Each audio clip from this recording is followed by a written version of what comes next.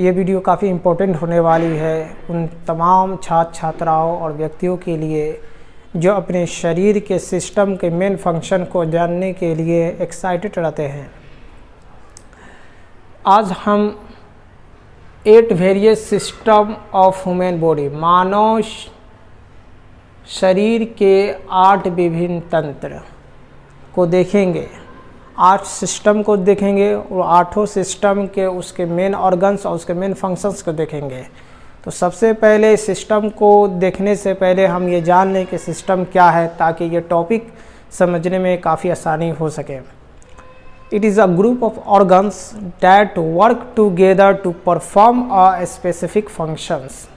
यह अंगों का एक समूह है जो किसी एक विशेष कार्य को आपस में मिलकर करते हैं, तो इसे सिस्टम कहते हैं। तो सबसे पहले आज हमारा जो सिस्टम होगा, जो हम देखेंगे, वो होगा रेस्पिरेटरी सिस्टम। वो होगा हमारा रेस्पिरेटरी सिस्टम, जिसको हम श्वसन तंत्र बोलते हैं। श्वसन तंत्र। इस सिस्टम में जो मेन ऑर्गन्स पार्टिसिपेट करते हैं वो होते हैं नोज, ट्रैकिया को हम विंड पाइप के नाम से जानते हैं, और लंग्स। ये ट्रैकिया आगे चलकर 2 पाइप में डिवाइड होते हैं, हमारे लंग्स में जाकर खुलते हैं। तो रेस्पिरेटरी सिस्टम का जो मेन फंक्शंस, मेन कार्य हो गया, वो हो गया to take in oxygen and get rid of carbon dioxide. Oxygen को इनहेल करना और कार्बन डाइऑक्साइड को एक्सहेल करना रेस्पिरेटरी सिस्टम का मेन फंक्शंस है, मुख्य कार्य है। दूसरा जो हमारे सिस्टम होगा वो होगा ब्लड सर्कुलेटरी सिस्टम, रक्त संचार तंत्र। रक्त संचार तंत्र। ब्लड सर्कुलेटरी सिस्टम में जो ऑर्गन पार्टिसिपेट करते हैं वो होते हैं हार्ट और ब्लड वेसल्स।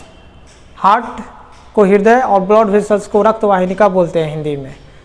ब्लड वेसल्स में हमारे आर्टरी, वेन एंड कैपिलरीज आते हैं। इस सिस्टम का जो मेन फंक्शंस है, मेन मुख्य कार्य है, वो यह है to carry oxygen and food around the body. Oxygen और फूड को शरीर के चारों तरफ पहुंचाना ब्लड सर्कुलेटरी सिस्टम का मेन कार्य है। थर्ड नंबर पर जो हमारे सिस्टम होंगे वो होंगे डाइजेस्टिव सिस्टम, जिसको हम पाचन तंत्र के नाम से जानते हैं। पाचन तंत्र इसका हिंदी होता है। डाइजेस्टिव सिस्टम में जो मेन ऑर्गन्स होते हैं वो होते हैं gut, liver and pancreas. Gut pylorus to anus के बीच जो ऑर्गन्स पाए जाते हैं उसको गट के नाम से जानते हैं। गट में हमारे small intestine and large intestine आते हैं, छोटी आंत और बड़ी आंत। लीवर एक तरह का केमिकल सीक्रेट करता है जिसे हम बाइल करते हैं। ये बाइल जो है फैट को एनर्जी में कन्वर्ट करते हैं। उसी तरह पैंक्रियाज डाइजेशन के दौरान पैंक्रियाटिक जूस बनाते हैं, जिसको हम एंजाइम कहते हैं। ये enzyme fat, starch and sugar को ब्रेक डाउन करता है। तो इस तरह डाइजेस्टिव सिस्टम का जो मुख्य कार्य हुआ वो ये हुआ to digest and observe the food. भोजन को पचाना और उसको अवशोषित करना डाइजेस्टिव सिस्टम का मुख्य कार्य है। फोर्थ नंबर पर जो हमारे सिस्टम होंगे वो होंगे एक्सक्रीटरी सिस्टम, जिसको हम हिंदी में उत्सर्जन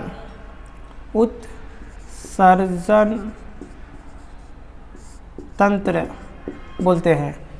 इस सिस्टम में जो मेन ऑर्गन्स होते हैं वो होते हैं किडनीज, ब्लैडर एंड लीवर।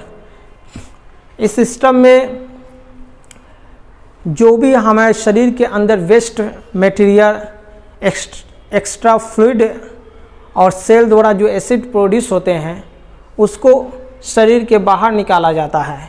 तो इस तरह by the help of kidney, bladder and liver. तो इस तरह एक्सक्रीटरी सिस्टम का जो मुख्य कार्य हुआ वो यह है कि to get rid of poisonous waste substances, जहरीले अपशिष्ट पदार्थों को शरीर के बाहर निकालना एक्सक्रीटरी सिस्टम का मुख्य कार्य है, मेन फंक्शंस है। 5th नंबर पर जो हमारे सिस्टम होंगे वो होंगे नर्वस सिस्टम, जिसको हम तंत्रिका तंत्र बोलते हैं, तंत्रिका तंत्र। इस सिस्टम में जो ऑर्गन्स पार्टिसिपेट करते हैं वो होते हैं ब्रेन और स्पाइनल कॉर्ड होते हैं, हमारे रीढ़ की हड्डी। तो इस तरह नर्वस सिस्टम का जो मुख्य कार्य हुआ, to conduct messages from one part of the body to another, एक बॉडी पार्ट से दूसरे बॉडी पार्ट तक मैसेज को कैरी करना, पहुंचाना नर्वस सिस्टम का मुख्य कार्य है। मान लो हमारे पैर में मच्छर काट रहा है, तो मच्छर के काटने के मैसेज ब्रेन तक पहुँचे by the help of spinal cord, तो जो मैसेज पहुँचते हैं वो इलेक्ट्रिकल फॉर्म में पहुँचते हैं। तो इस तरह ब्रेन वहाँ ऑर्डर देगा हैंड को जाकर उस मच्छर को मारने के लिए। तो इस तरह हमारे बॉडी में जहाँ भी कुछ होते हैं उसको एक जगह से दूसरी जगह मैसेज को पहुँचता है और ब्रेन वहाँ पे डिसाइड करता है क्या करना है नहीं करना है।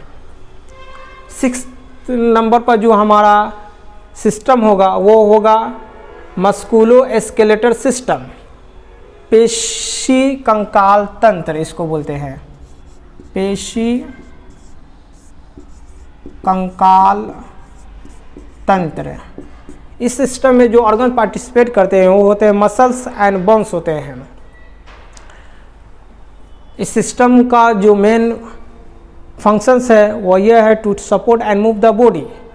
हम जानते हैं हमें खड़े रहने के लिए, खड़ा होने के लिए हमें कंकाल की अत्यधिक ज़रूरत है, तो इसलिए हमें सपोर्ट करती है हमें एस्केलेटर, हमें खड़े रहने में और चलने में।